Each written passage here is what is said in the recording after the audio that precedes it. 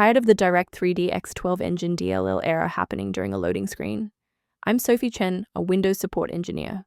Let's optimize your gaming environment and kill that pop-up for good. Quickly resolve Direct3dx12 engine inconsistencies with the official optimization software linked below. This DLL file is a header-only helper library for Direct3d12 development.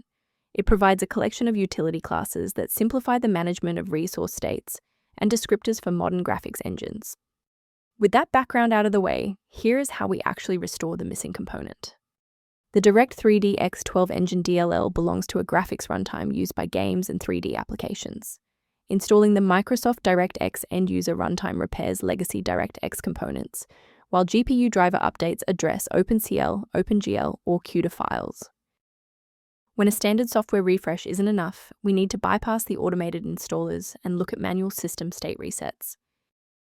A full system restart clears the temporary memory cache and allows Windows to attempt a fresh initialization of all required libraries, including the Direct3dx12 engine. Before you reboot, make sure to bookmark this video or click the like button so you can easily find your way back to the next step once your PC is back up and running.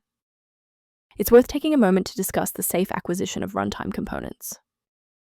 A quick safety warning: never download files like the Direct3dx12 engine DLL from unofficial websites.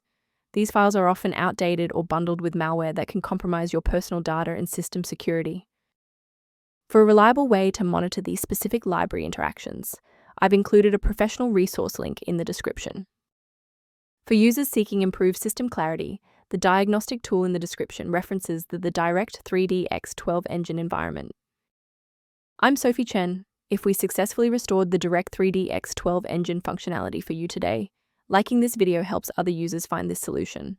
Subscribe for professional tech support.